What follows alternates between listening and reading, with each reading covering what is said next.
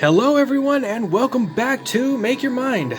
This is the latest of my horror-based sculpture showcases. And boy oh boy, for you guys and gals, this is gonna be a good one. This one is a fan favorite, for sure. With a little bit of a twist, I will say. But, enough of that. Let's go ahead and get started, shall we? This is more than likely one of the most famous SCPs in the entire world. More people, if they know of SCP, they know of this creature more than likely than any other. This is a crowd favorite, a fan favorite, and one that is truly one of the most disturbing but seemingly harmless creatures of the entire universe. And with that, let me introduce my sculpture and interpretation of the Concrete Statue, the brown fluid-leaking, neck-snapping SCP-173.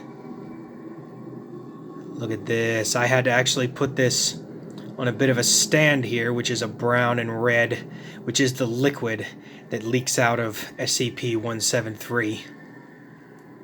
This thing is one of my favorites as well, because this one was actually created by a sculptor.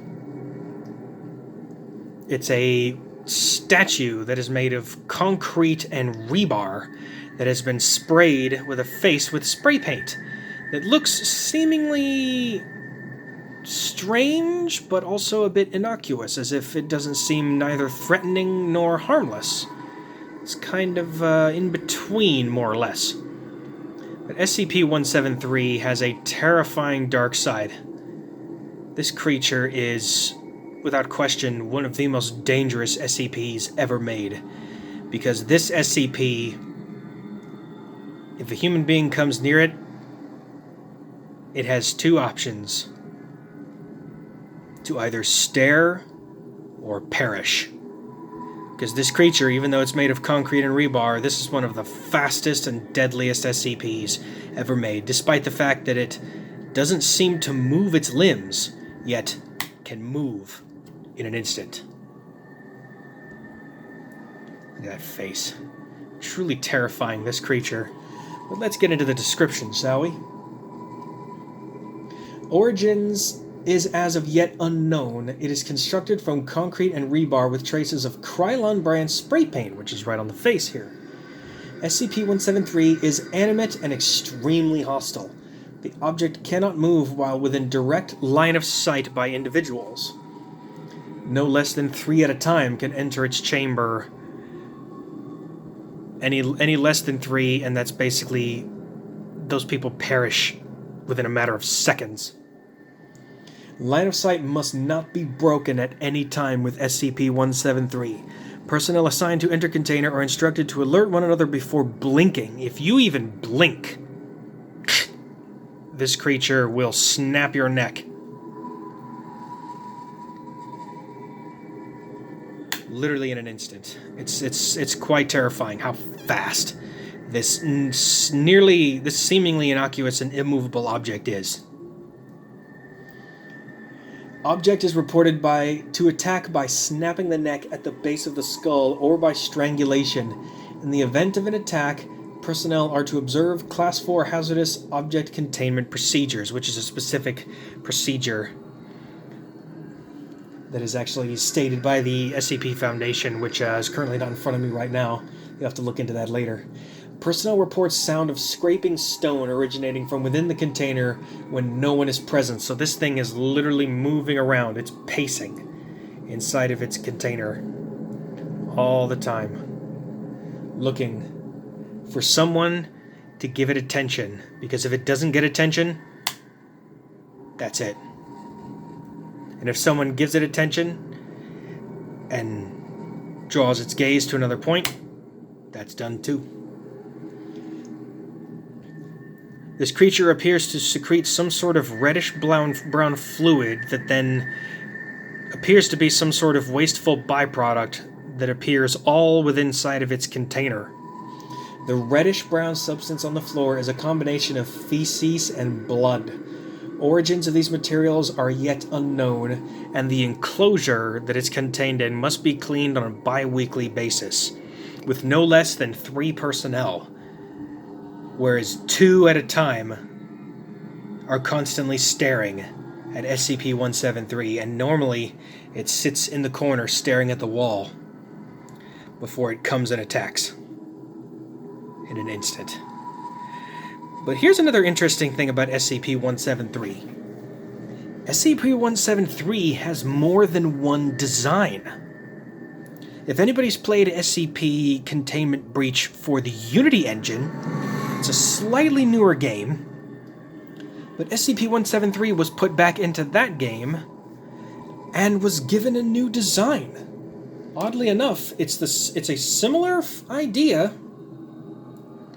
of SCP-173, but it is a whole new concept. And apparently, this is a damaged SCP-173 after the creature was initially tasked to kill SCP-682. The indestructible reptile, SCP-173, couldn't take it out, even after so much gouging out its eyes and everything else. 173 tried, but could not end SCP-682. But here is essentially SCP-173 version 2.0. As you can see, this one is very different from the original. Of course, as you can see, it still has the brownish secreted substance, but as you can see, it has 3 legs, not 2. So it's able to stand on its own, and then this right here is actually twisted rebar that has been turned into arms. And apparently, upon attacking SCP-682, these arms originally were covered in concrete, and after attacking over and over and over and over again, SCP-173 eventually lost a lot of the concrete on its arms, and now the only thing that's left is the exposed rebar. But it still has the spray-painted face, even though the design is a little bit more intricate, but still, in the same way, it's actually still sort of non-threatening and also slightly threatening at the same time. But this was the newer design of SCP-173, and you know what? I will leave it up to you guys. I plan to do a premiere video for SCP-682. And in that, I'm going to talk about its encounter with SCP-173. And before that video drops, I want you all to leave a comment down below. Which SCP do you want me to review, or which one do you want me to actually have in the video with 682? Would you like the original or the new one? We'll call this one 1 and this one 2. So leave a comment down below saying either you want number 1 or you want number 2. So leave a comment down below with either a 1 or a 2, and let me know when I eventually put out the premiere for SCP-682. I will talk in depth about what happened between 682 and either one of these 173s, but I will leave that decision up to you. Whichever SCP-173 you want to have in that video, I leave that decision to you.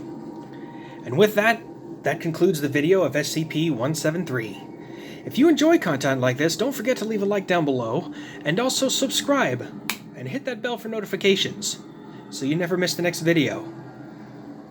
I'm looking forward to all of your comments. It'd be cool to see which one you actually believe is the one that's worthy to be in the video of 682.